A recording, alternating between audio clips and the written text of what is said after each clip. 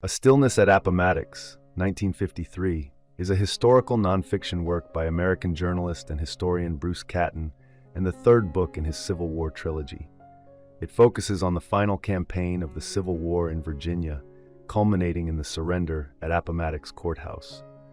The book was praised for its comprehensive portrayal of the war's last phase, offering more than just a strategic account.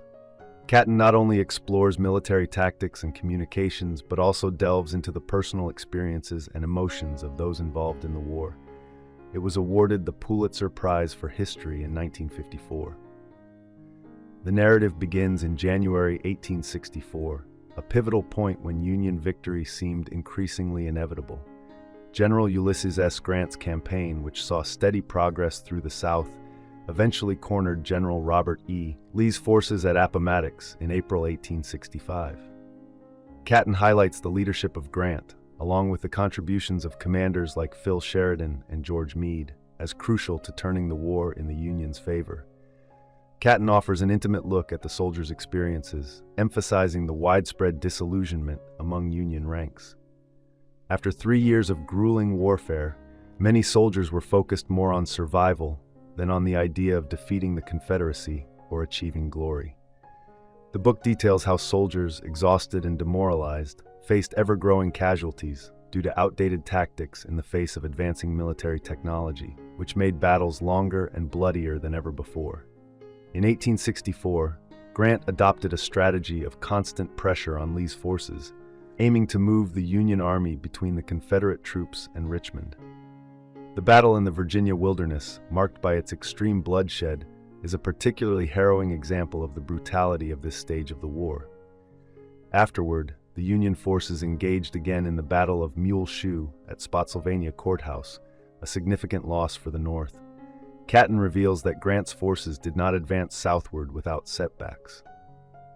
The defeats at Mule Shoe and the subsequent battle at Cold Harbor pushed the Union back, stalling their momentum. Lee eventually managed to halt the Union's progress at Petersburg, a crucial railroad hub south of Richmond. Although Grant's forces captured the strategic point in the Battle of the Crater, the cost in lives outweighed the territorial gain. Meanwhile, Lee attempted to divert attention from Petersburg by sending his commander, Jubal Early, to attack Washington. However, the attack largely failed due to the city's strong fortifications. Grant responded swiftly, sending Phil Sheridan to occupy the Shenandoah Valley, a critical Confederate position.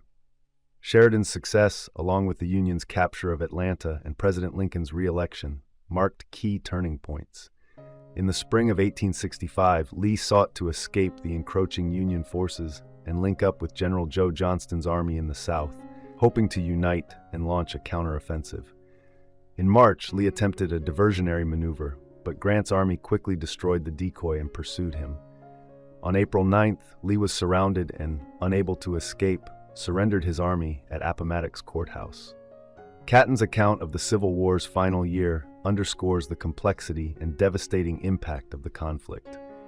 He illustrates that the war cannot be reduced to simple victories and losses, nor can the individual stories of those involved be fully understood or reconciled.